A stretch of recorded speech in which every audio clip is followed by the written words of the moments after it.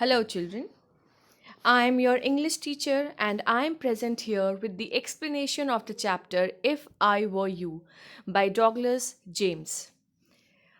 Now, before I explain the chapter, let me make the scene, the plot very much clear to you.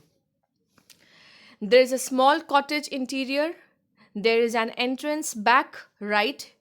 Another door opened uh, to the left. That must be a practical one, means used every time. The furniture is simple, consisting of a small table towards the left, a chair or two, and the divan rather upstage on the right. On the table, there is a telephone. This is the picture of Intruder and Gerard. The person holding the revolver is Intruder. Intruder means an unknown person who enters in your house with some or the other bad intention. Now, the explanation begins. The intruder was a criminal. He had also killed a policeman. He was now being chased by police. So he thought that he resembled Gerard in body and decided to kill Gerard and live himself as Gerard.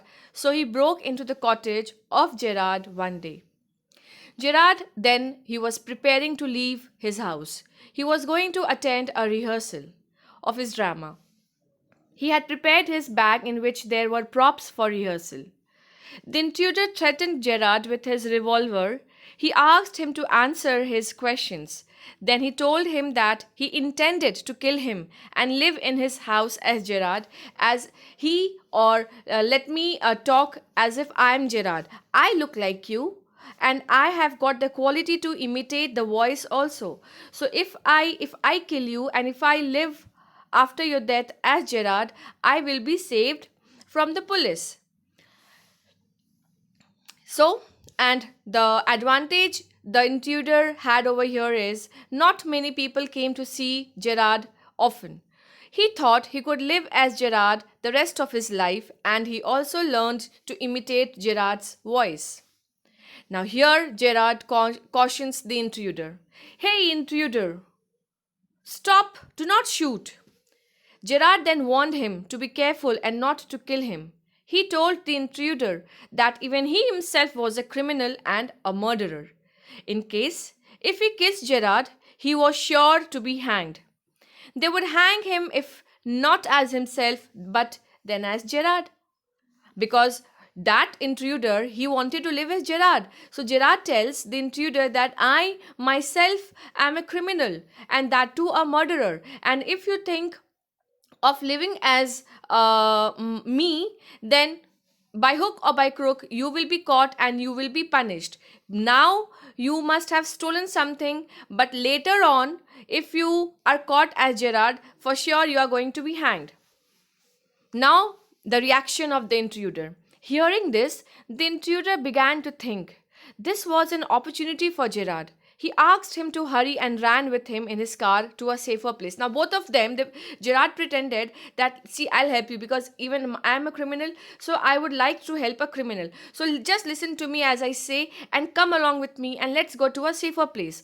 The police were likely to come there soon. He opened a door which was, in fact, the door of a cupboard. The intruder looked in to see what it was because the intruder was unaware of the things in the house. He saw to just find out what is there inside. Now, this time the intruder got trapped. Just then, Gerard gave him a force push. The revolver fell as the intruder stepped into the cupboard. Gerard shut the door and picked up the revolver. Then he telephoned to call in the police to arrest the intruder. Finally, the person who came to Gerard's house to kill Gerard and to live as Gerard for, the coming years, here, because of the presence of mind of Gerard, the intruder himself was caught and was handed over to the police. So this is the story of If I Were You. If I were Gerard, then what I would have done. But Gerard did not let this happen. He protected his life, he protected himself, and he also called the police and handed over a criminal to the police. Thank you, children.